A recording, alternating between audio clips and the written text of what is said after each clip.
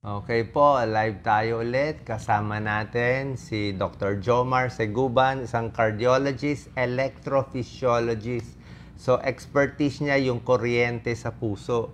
'Di ba? So, matagal siya nag-aral. Pareho kaming cardiologist. 16 years kami nag-aral. Pero siya may dagdag pang 2 years sa kuryente sa puso. Ngayon, pag-usapan natin, Dr. Jomar, yung common na mabilis ang tibok ng puso. Diba? Actually, after our last interview, sabi mo, may nagpa-check up sa'yo, mabilis ang heartbeat, delikado pala. Nakamamatay yung nakita mong sakit sa kanya. Ano nga nakita mong sakit na mabilis na heart rate niya? So, yung isa sa mga nakita ko nagpakonsulta sa akin, kasi last time, ang pinag-usapan po natin is supraventricular tachycardia. Pero yung pasyente kung nagpa-check up sa akin, ang problema po niya is ventricular tachycardia naman. So may mga mabibilis na tibok ng puso sa upper, ang cause is nasa upper portion ng heart. Meron pong mabilis na tibok ng puso dun sa lower portion naman ng puso. So, ang ventricular tachycardia, yan ata ang pinaka nakakatakot na arrhythmia? Yan ba yung pinaka-deadly sa lahat? Wala na siguro mas deadly. Kasi ang problema, pag ang lower part ng heart natin naging mabilis, Ito bumilis. kung makikita natin yung lower portion ng heart natin, siya yung malaking portion ng puso natin na nagsusupply mismo ng blood sa katawan natin. Okay. So, kung ang normal na tibok ng puso, 60 to 100, at ang lower portion mo bumilis ng 150 o more than pa, hindi po magiging effective yung pag-pump niya. At nawawalan po ng supply yung utak natin at buong katawan natin pag nagkaroon po ng ventricular tachycardia. So, parang mas okay pa na itong atrial ang magka-problema? A little less? A little less, pero kasi yung upper portion ng heart natin, pwede kasi siyang ma-regulate. Anong ibig sabihin? Oo. Yung kawad ng kuryente natin, di ba nagsisimula po siya dun sa generator ng puso? Yung may sinus generator node. yan. So, SA meron node. tayong pacemaker ng puso. Dito, Nakakonekta siya sa pinakatuktok ng part ng heart. So, bago pumunta sa lower portion ng puso, meron po siyang tagasalo, yung AV node. So, kung ang sinus node natin o yung generator ng puso, pag nagpapaliwanag ako sa pasyente, kung sinasabi ko sa kanila, para po siyang yung nasa Palawan, naghuhukay po ng gas doon para mag-create ng energy. Ganun po yung sinus node at na puproduce siya 60 to 100. Okay. So, pinapasa niya po sa AV node. Yung AV node, para po ma-describe ko, para po siyang Meralco. Okay. Hindi po siya nagpuproduce ng kuryente, pero siya po yung daanan at nagdi-distribute. So, di ba ang Meralco, distributor po siya ng kuryente. Kailangan po niya ng distributor, lalong-lalo na dun sa lower portion ng heart. So, tama po yung mas okay kung ang upper portion ng heart natin bumilis. Kasi, meron po tayong Meralco na tagasala po ng kuryente na manggagaling sa upper portion ng heart. Ganun po. So, pag mabilis ang heart rate nila, meron dito delikado. Katulad nung nagpakonsulta sa'yo, nanood sa atin, ano nangyari sa kanya? Nilagyan nyo ng pacemaker siya?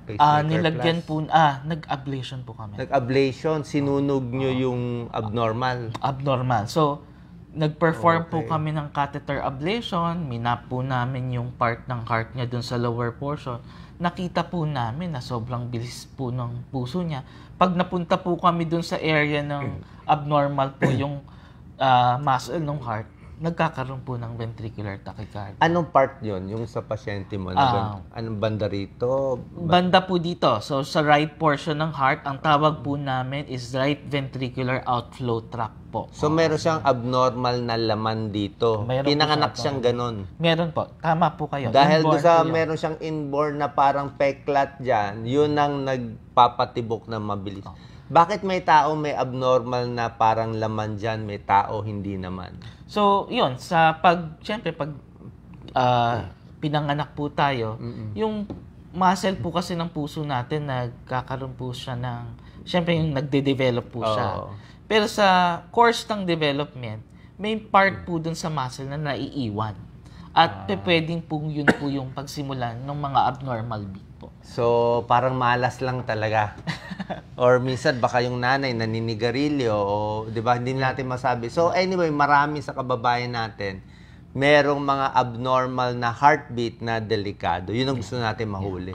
So ano muna mga sintomas mararamdaman nila, Dr. Jomar? So yung iba, nagkakaroon po sila ng pagkabog ng dibdib. Kabog. Okay. Oo. So yung iba naman po, ang nararamdaman po, nag-skip beat. Tumatalo na mabilis, parang ganyan. Kaya mabilis. So yung iba, sa sobrang dami naman yun, nagiging mahina na yung heart nila. So madali na rin po silang mapagod. Okay. Oo. Kasi humina na. Paano nila malalaman kung itong kabog at mabilis na masama na ba to o baka nervyos lang, nakita yung boyfriend, kabado, o pagod lang siya? Yung abnormal na heartbeat ba niya, yung nararamdaman po niya is abnormal na heartbeat. So, kaya kailangan ma-document. So, may mga test tayo pwedeng gawin. Like, pwede po tayong magpagawa po ng ECG o electrocardiogram. So, yun po yung baseline o baseline na test na pwede po natin gawin para malaman natin kung yung beat na yon is abnormal. And then, kung wala pong nakita doon, may mga further test pa po kami pwedeng gawin. So, may mga matagal po na diagnostic test na para pong ECG, ikinakabit po sa kanila, na mas matagal po nilang mamamonitor within 24 hours po. Meron bang by symptoms, alam nila masama na yung abnormal heartbeat nila, nawawala ng malay, di ba? May clue ba yung mga kababayan natin? So, kadalasan yon mabilis na tibok ng puso, tapos may associated na symptoms like sabi nyo nga po, na nawawalan silang ng malay. Yung isang pasyente, ko na nakita, ano siya nagbabike po siya So, pag nagbabike siya, dun po siya na hihimatay. O dun siya nagkakaroon ng palpitation. So, yung test na ginawa namin, pinagawa ko po siya ng exercise test, treadmill test. Pinatakbo mo. And dun po natin nakita na nagkakaroon po siya ng mabilis na heartbeat na more than 150. So, yun na po yung sinyales. Sabi ko, kung hindi po natin aagapan yan, pwedeng humina na po yung tibok ng heart niya. Okay. So, paano nila malalaman kung itong fast heartbeat nila ay masama na? Pwede ba parang hindi himatay lang or kailangan yon. Kailangan po talaga na ma-diagnose kung ano ba usual na mabilis na heartbeat? Like yung sinabi mo, medyo mas rare ata yun, yung ventricular tachycardia. Merong mga SVT na meron I think very common, supraventricular tachycardia. Yun pa naman po yung pinaka-common talaga Pinaka-common. Supraventricular tachycardia pa rin naman po yung pinaka-common. So, yun po, biglang umaatake tapos mawawala. Ganun. May isa po akong pasyente na tapilok lang po. Biglang tumibok na po yung puso po niya. So, biglang bumilis na po yung tibok ng puso niya. So kaya kailangan malaman po natin and kailangan niyang pumunta paulit-ulit sa hospital. Oo, ang dami ko nakikitang gano'n. Basta walang pera pang-ablation. Mahal kasi yung ablation, di ba? Medyo po. Pero sa ngayon, marami na po kaming natutulungan para kahit po mga charity. Kahit mga charity para po gawin po yung ablation. Tsaka marami siguro natatakot na ibang kababayan natin ayaw magpa-check, tinitiis na lang nila yung atake nung SVT nila. Ano ba usually ang nagpapa-atake? Let's say yung ayaw magpa-check up, yung talagang tinitiis. Ano ba nagtitrigger do sa atake? Meron ba nakain, napagod, nagawa? So, kadalasan syempre yung pag napagod po kayo, pwede magkaroon ka ng changes dun sa asin mo sa katawan, mag-trigger po ng abnormal beat. Yung pag-inom naman po ng kape, syempre stimulant po yan. Pwedeng bumilis po yung tibok ng heart. Kadalasan po, pag umiinom sila ng kape, dun po natitrigger yung pagbilis ng tibok ng puso ko. So, yung iba, by exercise naman, pag kada basketball nila, bigla na lang pong bumilis yung tibok ng puso ko eh. Parang So, ang daming bawal pala. Kadalasan yung mga pasyenteng may mga supraventricular tachycardia, nalilimitahan din po yung mga activities nila because may mga certain activities sila na inaatake po sila nung. Pag inatake sila ng supraventricular tachycardia, talagang grabe yung mukha nila. Kala mong parang between life and death, di ba? Nakakakita ako ng ganun eh. Oh. Ano magagawa nilang first aid para bumalik sa normal yung tibok? Para mabalik sa normal? So yung isa nga pong mga pwede pong procedure, gawin nila is pwede po sila yung carotid massage. Carotid massage, pakita dapat natin. Wag po more than 10 seconds. No? So dito sa baba po ng jaw nila, kailangan pong masahihin ng 10 segundo lang po. Not more Pag than ganyan-ganyan lang. Opo. One side lang. Babagal yung heart rate. Babagal yung heart rate. Pero kung despite yung ginawa po na maneuver na yon at hindi po bumagal yung tibok ng puso, better po na pumunta na po sila sa pinakamalapit na hospital pa rin. Meron pa ba ibang technique? Like yung iba parang iire o nagbubuhos ng malamig na tubig sa mukha? Pwede po yun. Pumigil po ng paghinga for a certain seconds po para po pabagalin po yung heart rate. Ganun po. Tapos, meron pa sila ibang first aid na magagawa habang nandun. Yung iba ata, inuubo. Pwede na ba yun yung coughing? Pwede pong pigil ng paghinga. Pwede rin po ang pag-ubo. Tapos yung sinabi ko pong carotid massage po. So, pag nagpa-check sila, ECG lang, makikita na yung problema, di ba? Ano bang mga test? Sa ECG, kadalasan mas maganda kung gagawin nila yung ECG pag meron po silang simptomas. Kung meron may atake. Para po syempre makita natin, ito ba yung nararamdaman mo pag meron kang palpitation o mabilis na tibok ng puso. Tapos, anong procedure nga? Parang wala silang choice dito sa ablation eh.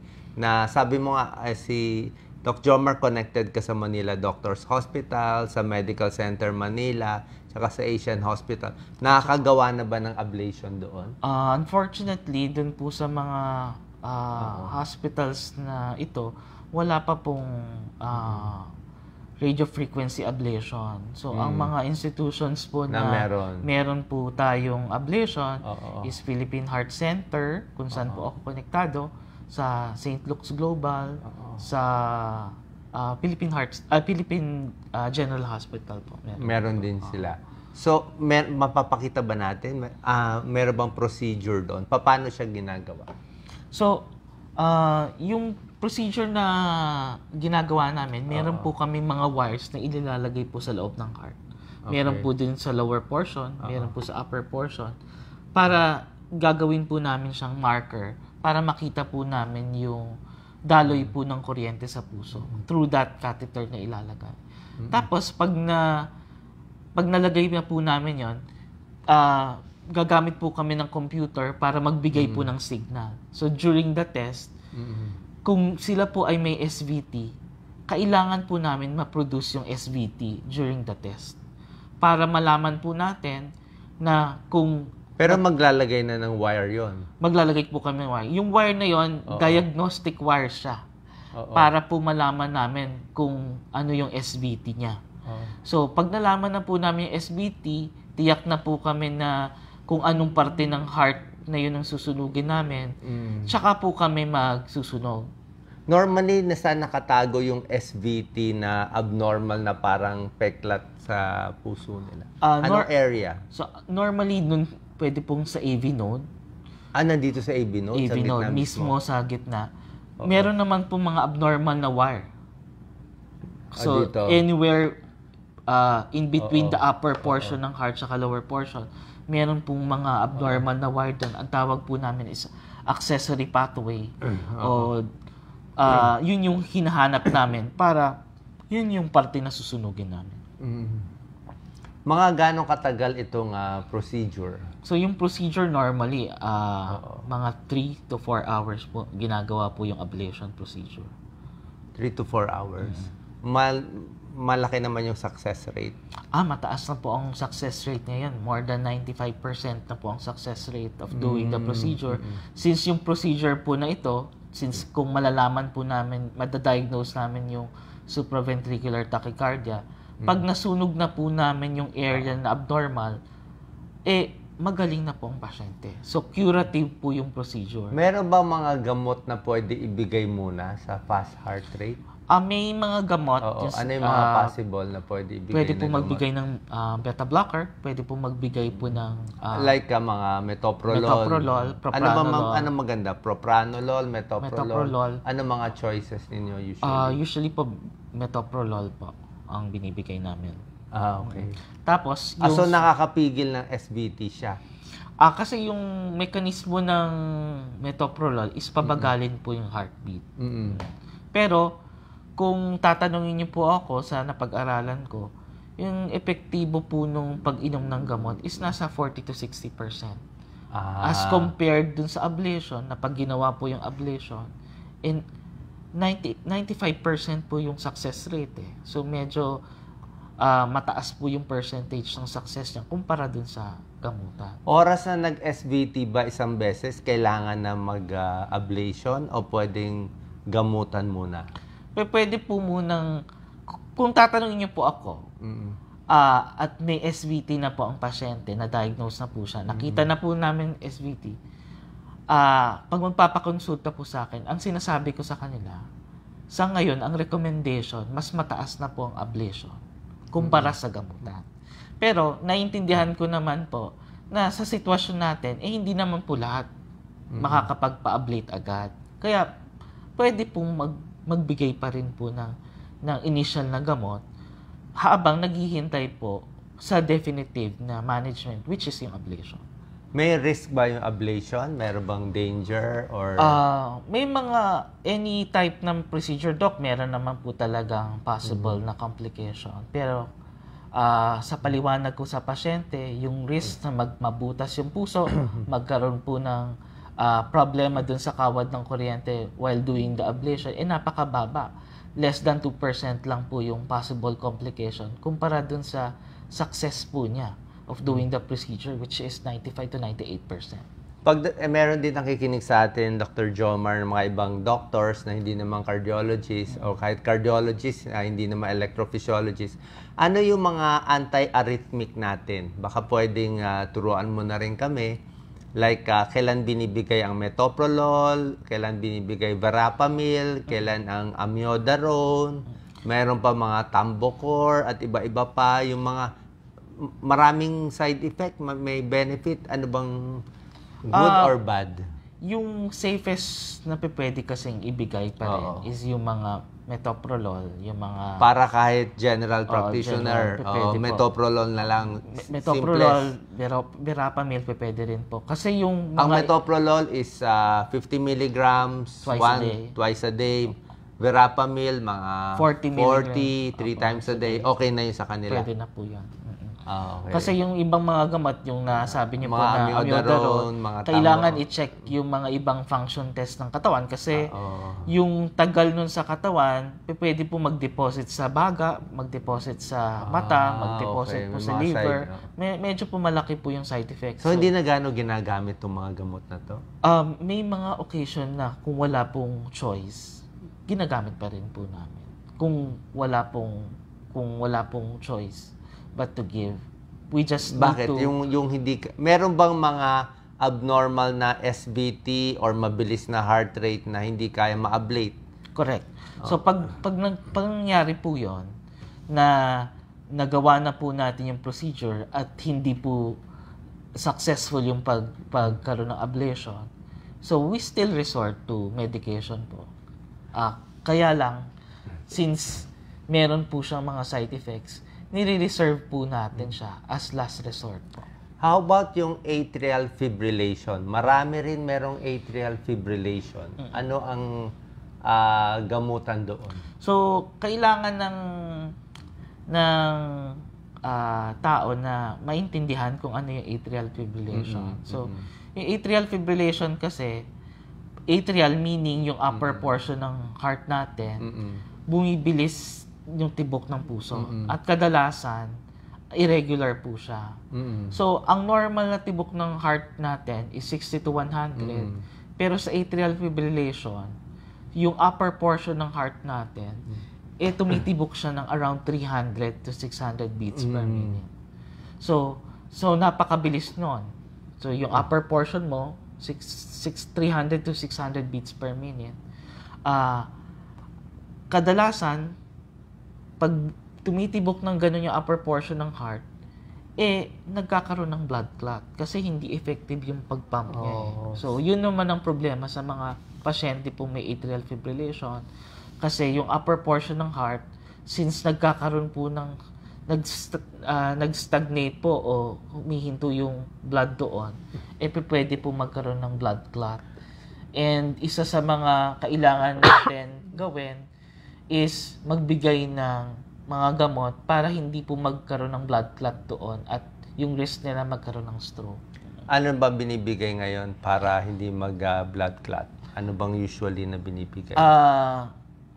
Yung kadalasan ang binibigay po namin warfarin, pero ngayon may mga bago na po tayong mga gamot, yung tinatawag natin direct na oral anticoagulation po, anticoagulant, yung mga apixaban, dabigatran, rivaroxaban, tsaka edoxaban po. So ito yung, dati kasi yung warfarin, pag binigay yon, kailangan i-monitor po yung 3 hanggang 1 week. May kailangan na blood test at may kailangan po na target na pro-time mo pa. Para po ma-maintain yung level at hindi sila blood clot. So itong mga gamot na to for atrial fibrillation, so binibigay po namin para at least hindi po mag-blood clot at hindi na kailangan ng regular ng monitoring ng blood to maintain yung para hindi sila mag-blood clot. Pag atrial fibrillation, kaya ba i-convert siya to normal o meron bang ablation din doon o wala? So, sa atrial fibrillation, yung management na po ngayon is pag na-diagnose ka agad, meaning ngayon ka palang na-diagnose, kailangan mo talagang mas mainam na i-convert pa rin siya dun sa normal na rhythm. Paano mo siya ko-convert? So, isa sa mga pwede pong gawin is pwede pong magbigay ng medication. So, meron pang-convert? So, ang mga pang-convert po natin, yung amiodarone, isa yon. So, amiodarone pwede ibigay for 1 week, itatry kung pwede siyang mabalik sa normal na rhythm. So, ang isa naman pong way is through cardioversion. Direct kukuryentehin. So, maglalagay po kami ng patch dun sa dibdib at magbibigay po kami ng energy o isa-shock namin yung patient para ma-reset po yung puso to normal na rhythm. 50 to 100? Ano po, more than 100 joules po. 100. 100 to 300 joules Hindi po. naman hihinto yung puso. Syempre po, pag May sinak mo, chance. mayroon pong may chance na huminto. So, kaya kailangan gawin siya sa isang facility na kumpleto rin kung sakali pong mangyari po yon. And kadalasan, pag kailangan po i-cardiovert ang pasyente, we do it in telemetry room. Tapos may anesthesiologist po para po to assist us para tulog po yung pasyente. So, mas maganda i-convert kung kaya i-convert. Kung maliit pa yung puso. Lalo na kung maliit ng puso. Tapos yung huli nga po is yung catheter ablation, which is... Meron ba ma-ablate sa atrial fibrillation? Hindi ba parang kung saan-saan lang naglalabasan yun dito? Kadalasan, yung napag-aralan kasi na yung atrial fibrillation nanggagaling dun sa pulmonary veins dito po sa likod ng heart. Sa likod ng gagaling. So, yung Dito? So dito po. Oo. So dito Ito, may pulmonary mga veins. syempre yung nag-form na naman yung heart natin ng bata tayo, So, nagkaroon dito nang gagaling? dito po.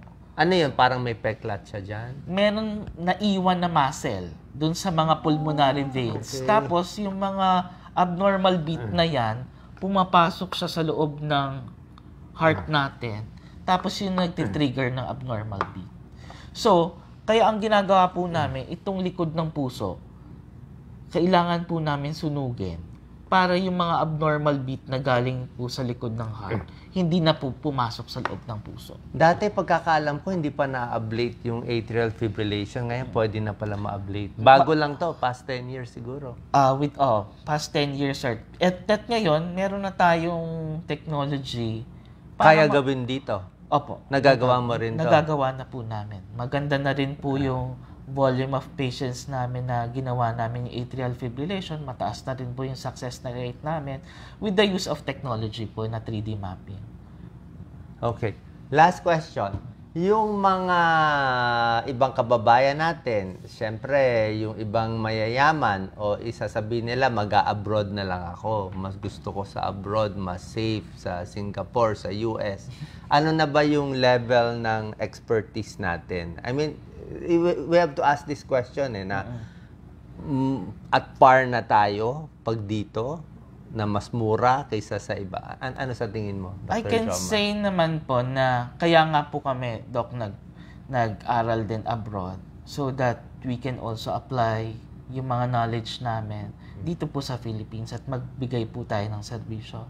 So I can say naman po na dati kung 10 years hindi po natin nagagawa yung atrial fibrillation ablation, ngayon nagagawa na po natin siya dito.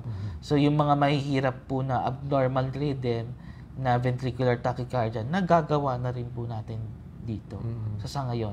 Nandito na rin po sa atin yung technology para po magawa yung... Meron bang special equipment na kailangan dito sa ablation? Mas high-tech ba sa abroad? Baka, kumbaga sa iPhone, 14 sila, tayo mas luma ba? O at par na yung mga equipment natin? Siyempre may mga bago pa rin technology sa abroad na wala pa rin sa atin. Aminado naman po tayo doon. Pero yung mga treatment present na rin po sa atin. Okay. Kasi yung mga bagong treatment, siyempre kailangan pa rin po yan ng approval ng FDA natin. So kadalasan dun po tumatagal yung mga approval. Pero we can perform the procedures na po dito sa Philippines. Okay. Maraming salamat. Kailangan magpasalamat tayo kay Dr. salamat. Jomar Seguban. Kung nanatili yan sa abroad, walang tutulong sa atin, walang magpapayo. Alam nga naman mag-abroad ka, hindi ka na nga aabot, nagloloko na yung heartbeat mo, di ba? Hindi na nga pwede mag-travel to, di ba? I don't think pag may SVT ka na, paano ka pa makaka-travel? Yung iba kasi nahihirapan sila, lalo na pag inatake sila abroad, kadalasan, nagiging mahal pa yung pagpunta nila abroad kasi pag dun sila inatake, kailangan silang ma-emergency room doon. So, yung cost ng... Tsaka sa airplane, kulang ang oxygen, di ba? Hindi nahirapan din yung puso. So, yan. Thank you so much sa ating mga kababayan. God bless po. Thank you.